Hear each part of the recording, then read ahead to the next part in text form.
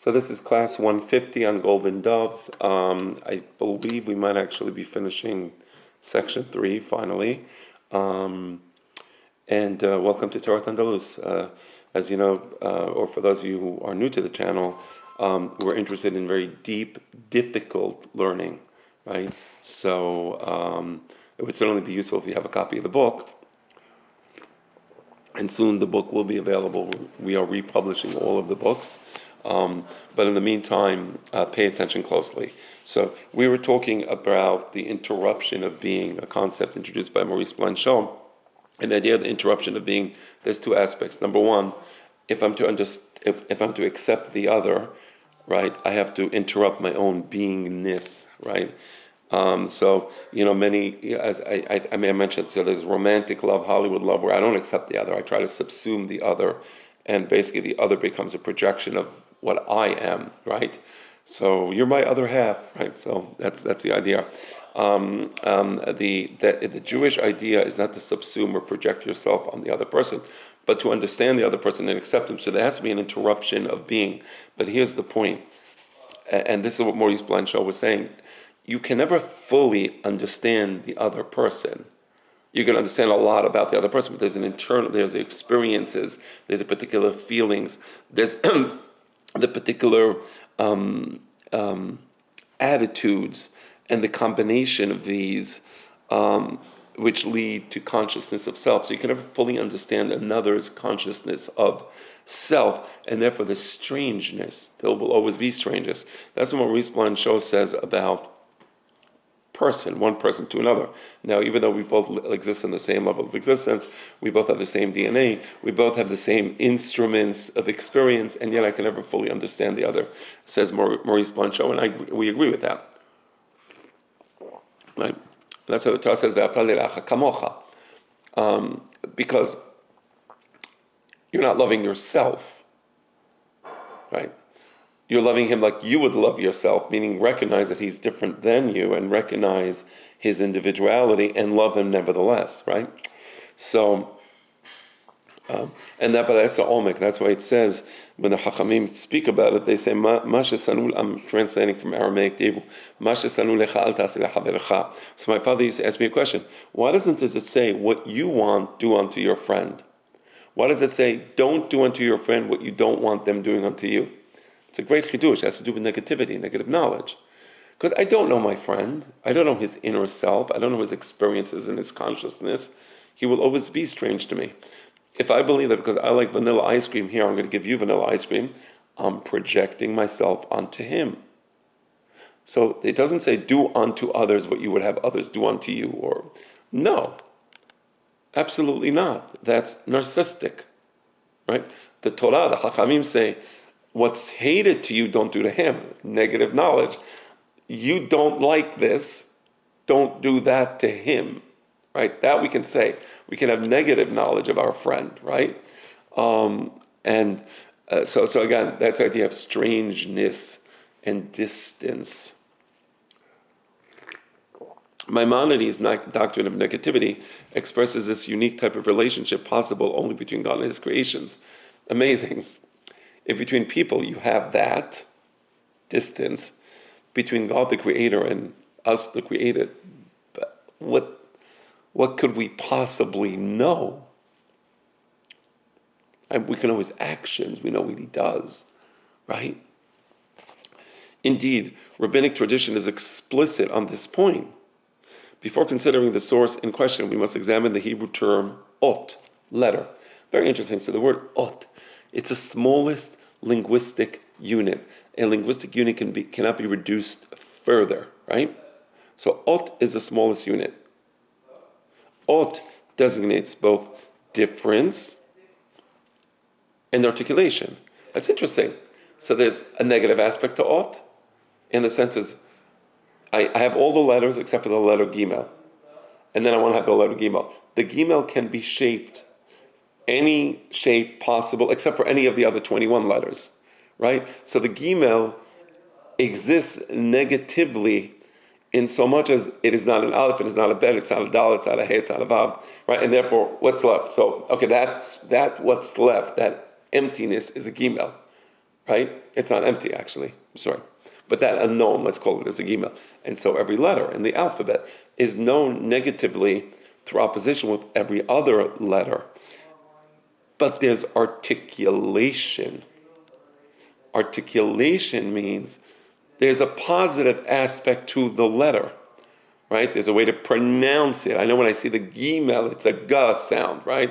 Or if I see a dalet, it's a more forward sound, right? Bishop William Warburton, on the basis of Exodus 4:8, rightly observed that Ot has a voice, right? So when Moshe Rabbeinu is sent to Mitzrayim to perform the Otot, right? There's a voice to those Otot. They're giving a message, because there's nothing else you can reduce it to than to say God is giving a message to Paro. Right? So it's the most fundamental, basic linguistic unit. So the Ot is, so to speak, the fundamental, basic unit of God working within the world, because God makes the sunrise, God makes the sunset. So we don't consider that an Ot, because we perceive it as we perceive it, as just natural. But then God does something outside the realm of what we consider natural, right? That's perception, but that's the idea of communication. So he's communicating through our perception. That's why you hear me, you hear particular, auditory sounds. So I'm going to talk to you like you hear me. So God talks to us as we would hear him. That's the Ot. So God is communicating with Paro with these basic units, linguistic units. There's a Nahash. What does that mean? You, Paro, are the Nahash, says Rabbeinu Tzadok Gaon. There's a dam. Ye'ol turns to dam. Oh, what does that mean? Oh my gosh, you killed our God, or your God is nothing, right? Ye'ol, right? God of Egypt, right? You understand? So each one of these is a message, and it's the lowest. It can't be reduced to anything lower than that. That's the lowest linguistic unit, is the Ot. So there's a voice to the Ot, right? It can be articulated. That is, it articulates meaning. Its primary sense is something with imminent meaning, a sign. Now, imminent meaning, it's within the Ot is the meaning. It's a sign, a portentous sign, a warning. It's a warning, right? A distinctive mark, as in Cain. God puts an Ot on Cain, so people know, right? Hence, its most common sense is letter of the alphabet. So Ot means letter of the alphabet, the most basic element of articulation. When you join the letters together, you can have meaning. So Moshe Rabbeinu goes to Paro with two Otot, the Nahash, right, and the Salat, right? So you see, and together there's a meaning. You combine two letters, you have a meaning.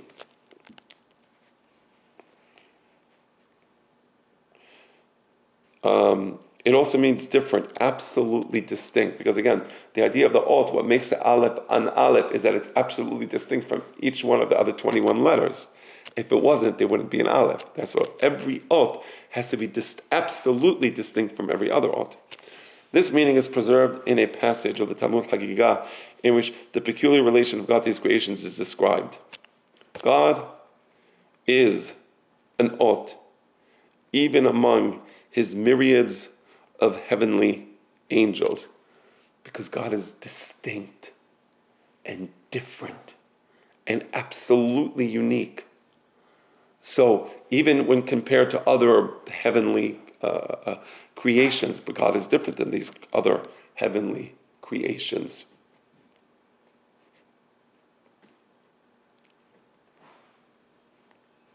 Commenting on a similar passage in Sefer Yetzirah, Saadia Gaon explained the meaning of Ot in this passage. Nothing is like him, nor is he like anything, even the angels. So God is an Ot, right? An Ot has imminent with an I meaning. The meaning is inherent in there, right? And God is an Ot in so much as it's irreducible and it's absolutely distinct. His presence or his existence. if we may even call it that. As an oath, God is an absolute and unbounded difference. Better still, in the words of Derrida, whether he is being or the master of beings. That's a very interesting. Whether you look at God as the ultimate existence, the ultimate being, or the master of beings in the sense of Adon, because he created everything else that exists, God himself is and appears as what he is with indifference. So how do I know an aleph is an aleph? Because it's different than every other letter.